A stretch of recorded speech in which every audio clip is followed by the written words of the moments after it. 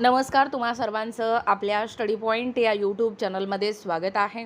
तर अंगणवाडी सेविका आणि मदतनीस पोषण ट्रॅकर प्रोत्साहन भत्ता निकषानुसार आपल्याला सर्व कामे पोषण ट्रॅकरमध्ये 100% पूर्ण करणं गरजेचं आहे।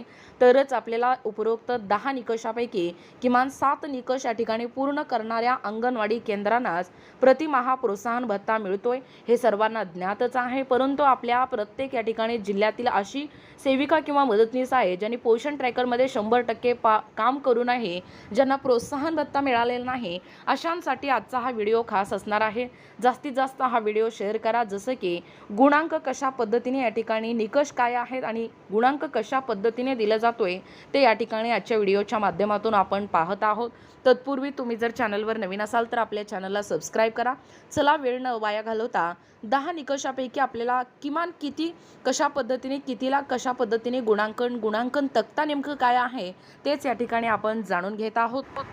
पाहू शकता तुमच्या समोर या ठिकाणी हा गुणांकन तक्ता आहे। आपल्या महिला व बालविकास विभागाच्या वतीने आलेला हा तक्ता आहे। निकष देखील तुम्हाला माहीतच आहे। सीबीई कार्यक्रम नोंदवणे, THR घरपोच 3 वर्ष ते 6 वर्ष वयोगटातील बालकांचं आपल्याला पूर्वशालेय शिक्षण घ्यायचं आहे। गरम ताजा आहार ज्याला आपण HCM म्हणतो, तसेच आरोग्य आहार या ठिकाणी आरोग्य दिवस म्हणजे VHSND, त्यानंतर सॅम आणि मॅम मुलं, त्यानंतर या ठिकाणी पाहू शकता SUW आणि MUW म्हणजे मध्यम कमी वजन, अतितीव्र कमी वजन व तसेच THR घरपोच साठा नोंदी या ठिकाणी आपल्याला नोंदवावा लागणार आहे। साठा नोंदी रजिस्टर देखील आपल्याला स्टॉक रजिस्टर भरावा लागणार आहे। त्यानंतर स्थूल लठ्ठ बालके या ठिकाणी यांचे प्रमाण प्रकल्पाच्या सरासरीपेक्षा कमी असणं, हे जे सर्व महत्त्वाची कामं आहे CB, जसं की हे तुम्ही करतच असता, परंतु नेमकं गुणांक कशा पद्धतीने दिला जातोय, जे 10 निकष आहेत त्या 10 निकषापैकी किमान आपल्याला 7 निकष पूर्ण करणं या ठिकाणी गरजेचं आहे। तरच आपल्या अंगणवाडी केंद्रातील अंगणवाडी सेविका आणि मदतनीस ताईंना प्रतिमाह प्रोत्साहन भत्ता या ठिकाणी मिळतोय।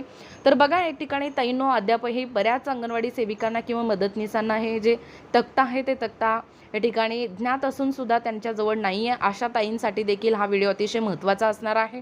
पाहू शकता गुणांकन तक्ता कशी असणार आहे। तर आपल्यापैकी काही सेविकांना 10 पैकी 10 गुण हे पहिल्यापासून म्हणजे जेव्हा प्रोत्साहन भत्ता ऑक्टोबर 2023 मध्ये लागू झाला तर तेव्हापासून आजपर्यंत 2000 रुपयाचा हप्ता काही सेविका प्रत्येक या ठिकाणी तालुक्यामध्ये जिल्ह्यामध्ये अशी सेविका किंवा मदतनीस आहे जिल्हा चालू झाल्यापासून प्रोत्साहन भत्ता जेव्हा या ठिकाणी चालू झालेला आहे त्या दिवसापासून 2000 आणि मदतनीसला 1000 रुपये प्रोत्साहन भत्ता मिळत आलेला आहे। तर अशाही सेविका किंवा मदतनीस आहेत ज्यांना प्रोत्साहन भत्ता लागू झाल्यापासून 1ही रुपया त्यांच्या बँक खात्यामध्ये जसे की पोषण ट्रॅकरचा जो प्रोत्साहन भत्ता आहे तो जमा झालेला नाही, असे अंगणवाडी सेविका आणि मदतनीस ताई आहेत। त्या सर्वांसाठी आजचा हा व्हिडिओ महत्त्वाचा असणार आहे। ज्या ताईंना जमा झालेले आहेत त्यांचं अभिनंदन व ज्यांना जमा झालेलं नाही त्यांना त्यांचं चूक या ठिकाणी समजून सांगणं तितकंच या ठिकाणी महत्त्वाचं आणि गरजेचं आहे। बघा ताईंनो, तुमचं नेमकं कुठं चुकते, जिथं आपलं या ठिकाणी पोषण ट्रॅकरचा जो डॅशबोर्ड आहे त्या डॅशबोर्डच्या वरती आपल्याला मासिक प्रगती अहवाल म्हणजे जो MPR आहे तिथे आपल्याला क्लिक करून पूर्णपणे आपलं काम कशा पद्धतीने 100% आहे ते पाहणं गरजेचं आहे। ते तुम्ही पाहू शकता। तर बघा या ठिकाणी गुणांकन तक्ता जो आहे तो अंगणवाडी केंद्राकरता किमान पात्र निकष आपल्याला 10 निकष या ठिकाणी 10 निकष आणि 10 गुण या ठिकाणी लावलेला आहे।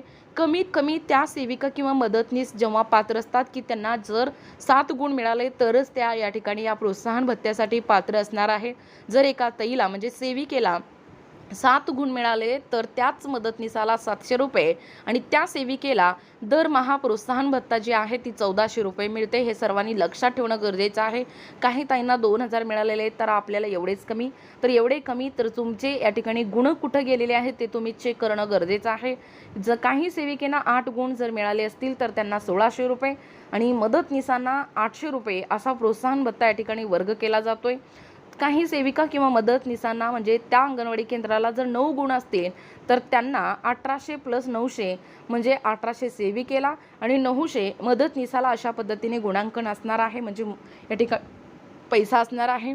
त्यानंतर अशा सेविका आहेत ज्या सेविकेना 10 पैकी 10 गुण मिळालेले असतील तर अशा सेविकेसाठी 2000 रुपये प्रोत्साहन भत्ता सेविकेसाठी आणि मदतनीससाठी देखील तितकंच, म्हणजे सेविकेच्या 50% म्हणजे 1000 रुपये जो आहे तो प्रोत्साहन भत्ता मदतनीसाला या ठिकाणी जमा होतोय।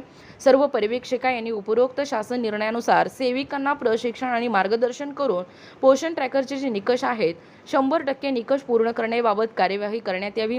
आपापल्या बीट स्तरावर दर महिन्याला पोषण ट्रॅकरचा आढावा तुमच्या बीट स्तरावर घेतला जातोय, मान्य आहे, परंतु आपण कुठं चुकते? ज्या सेविकेला 2000चा प्रोत्साहन भत्ता मिळतोय त्या सेविकेशी तुम्ही चर्चा करणं गरजेचं आहे व आपलं कुठं चुकतंय, आपलं काय ऑनलाईन कामं राहतंय हे तितकंच या ठिकाणी चाळणी करून किंवा पडताळणी करून किंवा तुलनात्मक अभ्यास करून आपल्याला पाहता येणं हे तितकंच आणि महत्त्वाचं गरजेचं आहे। जर सेविकेचं प्रोत्साहन भत्ता हुकला तर तिच्यासोबत तिच्या मदतनीसाचं देखील प्रोत्साहन भत्ता वजा होतोय, त्यामुळे दोघांचं या ठिकाणी नुकसान आहे। त्यामुळे दोघांनी प्रयत्न करायचा आहे।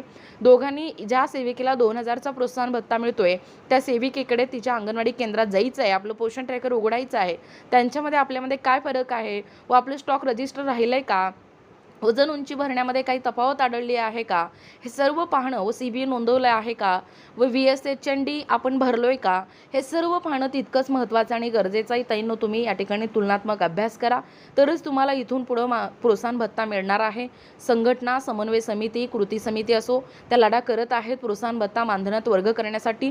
ते होईल तेव्हा होईल, परंतु सध्या जे आपल्याला महिला व बालविकास अखत्यारीकीत जो गुणांकन तक्ता दिलेला आहे ते तक्त्यात तरी आपल्याला या ठिकाणी पूर्ण करणं गरजेचं आहे। जर तुम्हाला गुणांकन मिळाले नसतील तर समन्वय समिती म्हणा, कोणतीही समिती म्हणा, काहीच करू शकणार नाही।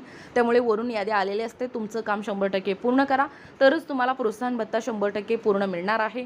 एवढंच आजच्या व्हिडिओच्या माध्यमातून आम्ही सांगणार आहोत। प्रमोद एन मानकर, बालविकास प्रकल्प अधिकारी, एबा विसे यो प्रकल्प जळगाव। प्रतिलिपी माननीय उपमुख्य कार्यकारी अधिकारी जिल्हा परिषद बुलढाणा यांनी माहितीस्तव सविनय सादर।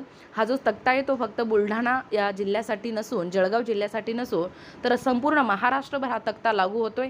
अशा पद्धतीने 100% पूर्ण काम करा, तरच तुम्हाला तुमच्या या ठिकाणी कामाची पोचपावती या पैशाच्या स्वरूपात, या प्रोत्साहन भत्त्याच्या स्वरूपात मिळणार आहे। आणि काही अडचण असतील तर आपल्या नक्कीच या व्हिडिओच्या खाली कमेंट करा, आम्ही नक्कीच तुमच्या कमेंटला एक ठिकाणी प्रत्युत्तर देऊ। काहीतरी तुम्हाला आमच्या पद्धतीने काही मार्गदर्शन मिळत असतील तर आम्ही नक्कीच तुम्हाला मार्गदर्शन करू। आणि असेच अंगणवाडी संदर्भात काही नवीन अपडेट असतील तर आपल्या जाणून घेण्यासाठी स्टडी पॉईंट या यूट्यूब चॅनलला सबस्क्राईब करा। व्हिडिओ आवडल्यास शेअर करा, लाईक करा, कमेंट करा। भेटूया अशाच पुढच्या पुन्हा एकदा नवीन व्हिडिओमध्ये। तोपर्यंत धन्यवाद।